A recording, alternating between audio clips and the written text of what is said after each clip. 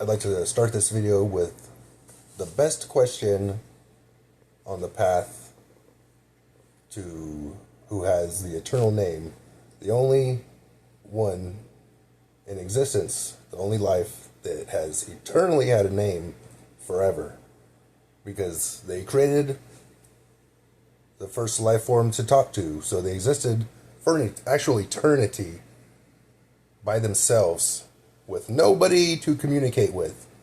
No need for communication because they were alone by themselves for eternity. And ask who this person is. Who is this person?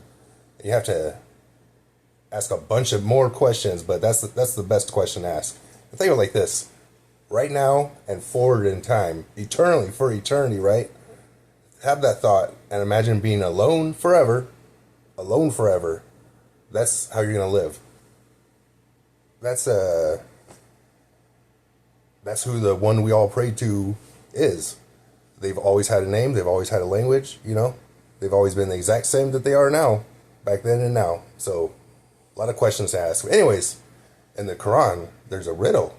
And I love riddles, so I have to explain this riddle. It's 99 names of Allah. And it's actually 100 names of Allah. 100 names of Allah. But there's only 99 human words written down, each with a specific attribute, and collectively, they are the complete human knowledge of our Allah, you know what I mean? Altogether, these 99 names each have different attributes to them, and together, this is all available human knowledge that humans can ever have, you know? That's the idea of it. And the thing is, one name's missing, you know? And it's because it can't be written down because it existed before human words existed. It existed before human speech existed. It existed before there was anybody to talk to. So, their true name in their true language, which is consciousness, is the complete conscious thought, the complete personal conscious thought within your mind of who they are. And you have this thought and you hold it for as long as you want. Hold it for as long as you want. No time limit, you know? And while you're doing this, you establish communication. Anyways, that's the last step of prayer. Establishing communication. And think of it like this. Once you reach that point, and you're having the complete conscious thought of our Allah, you know what I mean? You're having that complete conscious thought of who they are, and you're holding it, and you're establishing communication. A simple prayer like, how are you? You know, how are you? You can say it in your mind, you can say it out loud, doesn't matter. And then once you say it with your words, get rid of the words and just have a conscious thought of what those words mean. You know what I mean? Just a conscious thought of what those words mean and share it. See if you get something back, you know? You'll get something back. Anyways, they say it's like the name known only to the prophets. Or you can look at it as the name that the shamans know, or the name that everybody else that's in books knows, you know what I mean? But it's the same message over time, exact same message, and different advice, because we need different advice, because we're living different lives or whatever. But the Quran's cool because it's from the Abraham and then Moses and then the Isa/Jesus guy and then Muhammad. Yeah. May they all be at peace, you know what I'm saying? I just threw that in there because I know it's a big deal. Usually I don't say that about people who have passed, you know, but when religious people find it important, I just worded it that way because the other way doesn't make sense in my mind, but that way does. Anyways, what was I saying? Oh yeah. You have this name, you hold it. You have the thought, you hold it. That's it. The complete thought of who our Allah is, and you hold it. The 99 names of Allah represent the complete knowledge of who our Allah is. And to get this knowledge, just think of it like it's a path in life, you know?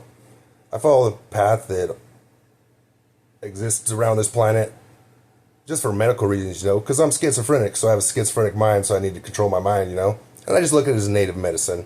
You know what I mean? Like shaman path kind of stuff, but I just do it for medicine. But anyway, for my mind. Anyways, yeah. Just learn to say the name, that's it. It's like a path in life, which involves meditation.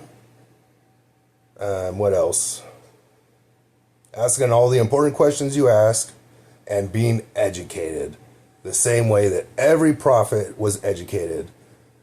A lot of them were illiterate from the time of Adam and on. A lot of them were illiterate of the countless prophets and other definitions of prophets that existed. A lot of them were illiterate.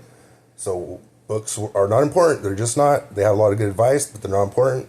The education lies in Allah's creation. Everything Allah created, they placed a conscious understanding within it. All of the elements, all of the science that our scientists talk about, gravity, inertia, light, everything. Plant life, animal life, everything that exists, You just got to pay attention and then search for the knowledge that they had. And you got to meditate, Whether it be in a cave, in the wilderness, whatever. In your garage, in your room, it really doesn't matter. But it's just a path in life. You gain the education needed to say the name. And once you're able to say the name, you have all the divine wisdom and stuff. And it's kind of cool because once you do it, it took me 42 years, and I said it on October 30th. Went to sleep saying it. Woke up saying it. October 31st, my birthday. Said it hours, half the way through the day, And I've said it countless times since then or whatever. But it's kind of like what you would expect if you've ever been baptized and you get baptized. You're like, oh, nothing. Like I was baptized once, Pentecostal Christian when I was a teenager, I think. And I was like, nothing, I was disappointed. Anyways, that's what it's like. Anyways, yeah, that's all it is. The riddle in the Quran. And I keep in mind all paths leads to our Allah. Whether you say Allah, God, the Great Spirit, or if your name for God is truth. A lot of atheists say they don't believe in God. They're on a path to truth. And I ask you, if you are religious, is a path to truth? That sounds like a path to God to me. I hope they finish their path. You know what I mean? You should encourage people like that, not cut them down or whatever. Anyways, that's about it. Looks like this is a long video. I was trying to make this video into a minute, but I often talk way too much. You know what I'm saying? Anyways, that's it.